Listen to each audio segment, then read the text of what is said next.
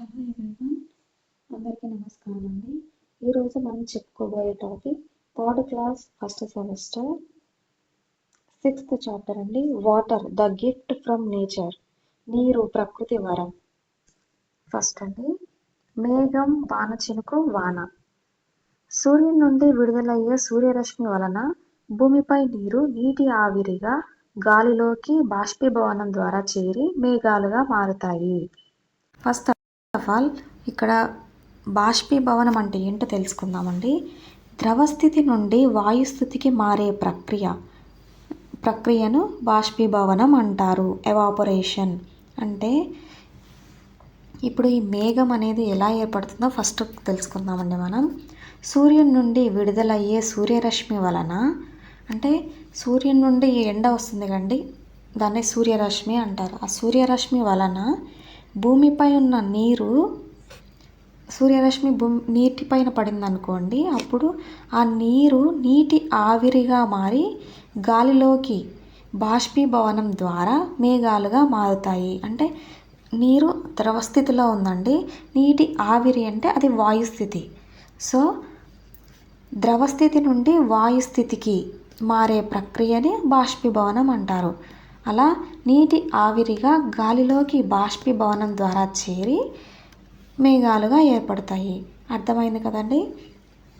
సూర్యుని నుండి విడుదలయ్యే సూర్యరశ్మి వలన భూమిపై నీరు నీటి ఆవిరిగా గాలిలోకి బాష్పీభవనం ద్వారా చేరి మేఘాలుగా మారుతాయి. నెక్స్ట్, మేఘాలు చల్లగాలి వలన చల్లబడి చిన్న బిందువులుగా మారుతాయి. ఈ చిన్న బిందువులని వాన చినుకులు అంటారు.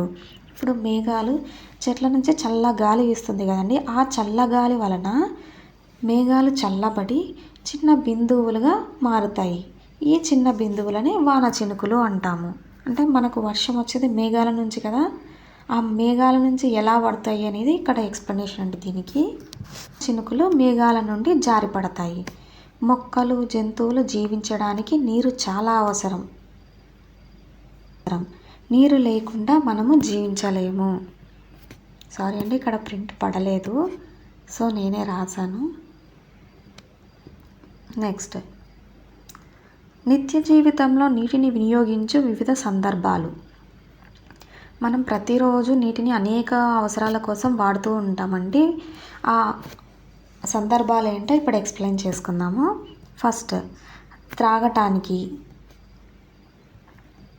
నెక్స్ట్, స్నానం చేయటానికి, ఆహారం వండటానికి. ఇక్కడ పక్కన డయాగ్రామ్స్ ఇచ్చానండి, డయాగ్రామ్స్లో చూడండి. నెక్స్ట్, బట్టలు శుభ్రం చేయడానికి, మొక్కలు పెంచడానికి, వస్తువులను శుభ్రం చేయడానికి, అంటే ఫ్లోర్ని కానీ అంట్లు కానీ శుభ్రం చేయడానికి, అగ్నిని ఆర్పుటకు, వ్యవసాయానికి, చేపల పెంపకానికి, కట్టడాలకు మొదలగునవి అండి. ఈ అవసరాలకు ప్రతిరోజు మనం నీటిని వాడుతూ ఉంటాం కదండి. నెక్స్ట్, రైతులు నీరు లభ్యమైనప్పుడు మాత్రమే పంటలు పండించగలరు. అనగా రైతులు పంట పండించడం నీరు లభించడం పైనే ఆధారపడి ఉంటుంది. అంతే కదండి. రైతులు పంట పండించాలంటే వారికి నీరు కంపల్సరీ కావాలి. సో నీరు లేకపోతే వాళ్ళు పంట పండించలేరు. అందుకే రైతులు పంట పండించడం నీరు లభించడం పైనే ఆధారపడి ఉంటుంది. నెక్స్ట్ టాపిక్ అండి, నీటి వనరులు. నీరు లభించే స్థలాలను నీటి వనరులు అంటారు. నీటి ప్రధాన వనరు వర్షం. అంటే నీరు ఎక్కడైతే లభిస్తుందో, ఎక్కడైతే మనకు దొరుకుతుందో ఆ స్థలాలని నీటి వనరులు అంటారు. నీటి ప్రధాన వనరు వర్షం. వర్షం నుంచే కదండి మనకు నీరు వచ్చేది. నెక్స్ట్, మార్చి 22న ప్రపంచ జల దినోత్సవం జరుపుకుంటాము. ఇది ఇంపార్టెంట్ అండి, గుర్తుపెట్టుకోండి. మార్చి 22న ప్రపంచ జల దినోత్సవం జరుపుకుంటాము. నెక్స్ట్, సముద్రాలు, నదులు, సరస్సులు, ప్రవాహాలు, చెరువులు, చెలమలు మొదలగునవి నీరు దొరికే సహజమైన వనరులు. ఇక్కడ చూడండి, సముద్రం, నది, సరస్సు, ఈ ఇమేజెస్ అండి. సముద్రం, నది, సరస్సు ఇవన్నీ నీరు దొరికే సహజమైన వనరులు అండి. ఇవి మనకు అంటే ప్రకృతి సిద్ధంగా వచ్చిన వనరులు. నెక్స్ట్ ఆనకట్టలు, కాలువలు, బావులు, చేతి పంపులు, గొట్టపు బావులు, బోరు బావులు మొదలగునవి మానవ నిర్మితమైన నీరు లభించే ప్రదేశాలు. అంటే ఇవండి ఆనకట్టలు, కాలువ, బావి, చేతి పంపు, గొట్టపు బావి, బోరు బావి ఇవన్నీ అండి మానవ నిర్మితమైనవి. అంటే మానవులు నిర్మించినవి, ఇవన్నీ మానవులు కట్టినవి. ఇవి సముద్రం, నది, సరస్సు ఇవి ప్రకృతి సిద్ధమైనవి. నెక్స్ట్ టాపిక్ అండి నీటి కొరత. అంటే నీటి కొరత అంటే ఏంటో ఇప్పుడు తెలుసుకుందాము. మన అవసరాలకు సరిపడా నీరు లభించకపోవటను నీటి కొరత అంటారు. అంటే ఇప్పుడు మన అవసరాలకి నీరు సరిపోలేదనుకోండి, దానిని నీటి కొరత అంటారు. నీటి కొరతకు గల కారణాలు చూడండి. ఎక్కువ కాలం వర్షాలు కురవకపోతే కరువుకు దారితీస్తుంది. ఇటువంటి సమయాల్లో నీటి కొరత తీవ్రంగా ఉంటుంది. అంటే వర్షం పడకపోవటం వల్ల మనకి నీటి కొరత చాలా తీవ్రంగా ఉంటుంది. నెక్స్ట్ మన దేశంలో వేసవి కాలంలో వర్షపాతం ఉండదు. అందువలన నీటి కొరత వేసవి కాలంలో మొదలవుతుంది. వేసవి కాలంలో అంటే సమ్మర్ సీజన్లో అండి. సమ్మర్ సీజన్లో వర్షాలు పడవు కదండి మనకి. సో ఎక్కువ నీటి కొరత సమ్మర్ సీజన్లో ఎక్కువ ఉంటుంది. నెక్స్ట్ వేసవి కాలంలో బావులు, చెరువులు ఎండిపోతాయి మరియు బోరు బావుల్లో నీటి మట్టం కూడా బాగా తగ్గుతుంది. నీటి కొరత ఏర్పడుతుంది. వేసవి కాలంలో ఆ ఎండకి బావులు, చెరువులు అన్నీ ఎండిపోతాయండి. సో వాటిలో నీటి మట్టం కూడా చాలా తగ్గిపోతుంది. నీటి కొరత ఏర్పడుతుంది. భూభాగంలో 3 వంతులు నీటితో నిండి ఉంటుంది. మన భూభాగము 3 వంతులు అంటే 4 పార్ట్స్ చేస్తే 1 పార్ట్ మాత్రమే భూమి ఉంటుందండి.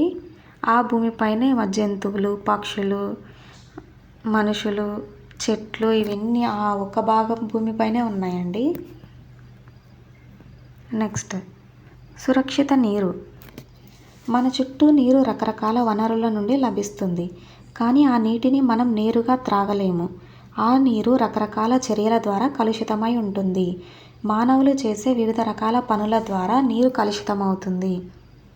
చూడండి ఇక్కడ చూడండి బట్టలు ఉతుకుతున్నారు, ఇక్కడ బర్రెలను కడుగుతున్నారు, స్నానాలు చేస్తున్నారు. ఇక్కడ చూడండి ట్యాప్ దగ్గర ఎంత మురికిగా ఉందో. ఇలాంటి వాటర్నే మనం తాగుతున్నామండి.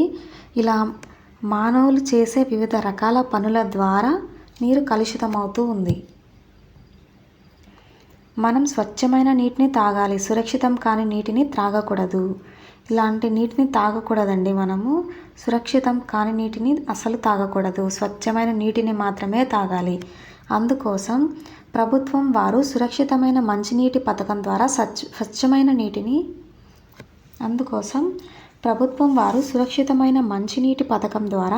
స్వచ్ఛమైన నీటిని ప్రజలకు అందిస్తున్నారు. మనం త్రాగే నీరు శుభ్రంగాను సూక్ష్మజీవులు లేకుండాను ఉండాలి. ఓకేనా అండి. సురక్షితం కాని నీరు తాగకూడదని ప్రభుత్వం వారు సురక్షితమైన మంచినీటి పథకం ద్వారా స్వచ్ఛమైన నీటిని ప్రజలందరికీ అందిస్తున్నారండి. మనం త్రాగే నీరు శుభ్రంగాను సూక్ష్మజీవులు లేకుండా ఉండాలి. అలా ఉన్నప్పుడు మాత్రమే మనం ఆరోగ్యంగా ఉండగలుగుతాము. సురక్షితం కాని నీటిని తాగకూడదండి. నెక్స్ట్ నీటిని శుద్ధి చేయుట. నీటిని శుద్ధి చేయడానికి అత్యంత సాధారణ పద్ధతి మరిగించడం, అంటే వేడి చేయడం అండి. నీటిని త్రాగే ముందు కాచి చల్లార్చాలి. వేడి చేసి వాటిని చల్లార్చాలి. నీటిని వడపోయుట ద్వారా నీటిని శుద్ధి చేసే సాధనాల ద్వారా కూడా శుద్ధి చేయవచ్చు. వేడి చేసుకొని చల్లారిన తర్వాత ఆ నీటిని తాగాలండి. నీటిని వడపోయుట ద్వారా నీటిని శుద్ధి చేసే సాధనాల ద్వారా కూడా శుద్ధి చేయవచ్చు. అంటే నీటిని వడపోయడం ద్వారా నీటిని శుద్ధి చేసే సాధనాల ద్వారా అంటే ఇప్పుడు వచ్చాయండి వాటర్ ప్యూరిఫైయర్స్ అలాంటివి. వాటి వల్ల కూడా ఫిల్టర్స్ ఈ అన్నిటి వల్ల కూడా మనం నీటిని శుద్ధి చేయొచ్చు. నెక్స్ట్ సీలు వేయని సీసాలలో లేదా ప్యాకెట్లలో చాలా కాలం నిల్వ ఉన్న నీటిని తాగకూడదు. అంటే సీల్ ఓపెన్ అయిన సీసాలు ఉంటాయండి, వాటర్ బాటిల్స్ ప్యాకెట్లలో. వాటి మీద ఎక్స్పైరీ డేట్ చూసి తాగండి. డైరెక్ట్ అలాగే తాగేయకండి. నెక్స్ట్ నీటి గంట. ఆంధ్రప్రదేశ్ ప్రభుత్వం వారు పాఠశాలల్లోని విద్యార్థులను తగినంత నీరు తాగేలా చేయడం వలన విద్యార్థులు నిర్జలీకరణకు గురి కాకుండా ఆరోగ్యంగా ఉంచడం కోసం నీటి గంట వాటర్ బెల్ అనే ఒక ప్రత్యేకమైన గంటను పరిచయం చేశారు. ఆంధ్రప్రదేశ్ గవర్నమెంట్ అండి పాఠశాలలో విద్యార్థులు వాటర్ తాగక డీహైడ్రేట్ అయిపోయి ఇలా ఎన్నో పిల్లలు అనారోగ్యాలకు గురి అవుతున్నారు కదండి. దానికోసము ఏపీ గవర్నమెంట్ నీటి గంట వాటర్ బెల్ అనే ప్రత్యేకమైన గంటను పరిచయం చేసిందండి. ఈ గంట రోజుకు 3 సార్లు మ్రోగుతుంది. అంటే 3 సార్లు రోజుకి మోగుతుందండి. అలా మోగిన ప్రతిసారి పిల్లలు వాటర్ తాగాలి అనే ఒక రూల్ తెచ్చారండి AP government. Next point, water బాటిల్స్ను తరచుగా శుభ్రపరచాలి. ఎందుకంటే రోగకారక క్రిములు ఆ బాటిల్స్లలో వృద్ధి చెందవచ్చు. అర్థమైంది కదండి. వాటర్ బాటిల్స్ని కడుగుతూ ఉండాలి అప్పుడప్పుడు. నెక్స్ట్ నీటిని ఆదా చేయటం. నీటిని వృధా చేయడం వల్ల భవిష్యత్తులో త్రాగునీటి సమస్య వస్తుంది. దీనిని నివారించుటకు నీటిని ఆదా చేయాలి. కొన్ని పద్ధతులు ఉన్నాయండి నీటిని ఆదా చేయడానికి. ఆ పద్ధతులు ఏంటి ఇప్పుడు చెప్పుకుందాము. నీటిని ఆదా చేయుటకు కొన్ని పద్ధతులు. 1. త్రాగటానికి చిన్న గ్లాస్ను ఉపయోగించడం. అంటే వాటర్ తాగడానికి చిన్న గ్లాస్ని వాడాలండి. పెద్ద గ్లాస్ని వాడి సగం తాగి సగం కింద పడేయకూడదు. నెక్స్ట్ సెకండ్ పాయింట్, ఒక పాత్రలో నీటిని పోసి పండ్లు కూరగాయలు కడగాలి. పారే కుళాయి నీటి కింద కడిగి నీటిని వృధా చేయకూడదు. అంతే కదండి. పండ్లు కూరగాయలు వాటిని కడగటానికి ఒక పాత్రలో నీటిని తీసుకొని కడగాలి. అలా కానీ ట్యాప్ కింద పెట్టి కడగకూడదు. నెక్స్ట్ థర్డ్ పాయింట్, బకెట్ నిండి నీరు పొర్లిపోయేలా చేయకూడదు. ఫోర్త్ పాయింట్, దంతాలు శుభ్రం చేసుకునేటప్పుడు, దుస్తులు ఉతికేటప్పుడు, స్నానం చేసేటప్పుడు నీరు వాడిన వెంటనే కుళాయి కట్టేయాలి. అంటే మనం బ్రష్ చేసేటప్పుడు కానీ, బట్టలు ఉతికేటప్పుడు కానీ, స్నానం చేసేటప్పుడు కానీ బకెట్ పొర్లిపోతుంటుందండి. అలా పోకుండా వెంటనే ట్యాప్ని ఆఫ్ చేయాలి. నెక్స్ట్ ఫిఫ్త్ పాయింట్, గొట్టాలు సాకెట్లు కారకుండా ఎప్పటికప్పుడు తనిఖీ చేయాలి. అంటే ఇక్కడ చూడండి పైపు లీక్ అయ్యి వాటర్ కారిపోతుందంటే వేస్ట్ అవుతున్నాయి కదండి. ఇక్కడ బాబు వాటర్ బకెట్ నిండేసి కింద పొర్లిపోతున్నాయండి. ఇలా చేయకూడదు. నెక్స్ట్ పాయింట్, నీటి ట్యాంకులు నిండిన వెంటనే విద్యుత్ మోటార్ ఆపివేయాలి. చూడండి నీటి ట్యాంక్ పారిపోతుందండి. ఇలా చేయడం వల్ల వాటర్ వేస్ట్ అవుతుంది. ఇలా చేయకూడదు. వెంటనే విద్యుత్ మోటార్ని ఆపివేయాలి. నీరు పాత్రలపై నుండి పొర్లిపోనివ్వరాదు మరియు పొర్లిపోక ముందే కుళాయిని ఆపివేయాలి. మిగిలిపోయిన నీటిని మొక్కలకు ఉపయోగించాలి. వీధులలో కారే కుళాయిలు కనిపించగానే వాటిని కట్టేయాలి. నీటిని వృధా చేయవద్దని ప్రజలకు అవగాహన కల్పించాలి మరియు నీటిని వృధా చేయకూడదని నినాదాలు రాసి ప్రదర్శించాలి. ఇవన్నీ మనము వాటర్ వేస్ట్ చేయకుండా పాటించే పద్ధతులండి. అందరూ ఫాలో అవ్వండి. నీటిని సేవ్ చేయండి. ఇంతటితో ఈ చాప్టర్ కంప్లీట్ అయిందండి. Thank you for your support. Next చాప్టర్లో మళ్ళీ కలుద్దాం. నెక్స్ట్ వీడియోలో ఇంకో చాప్టర్తో. Please like, share and subscribe my channel. Thank you.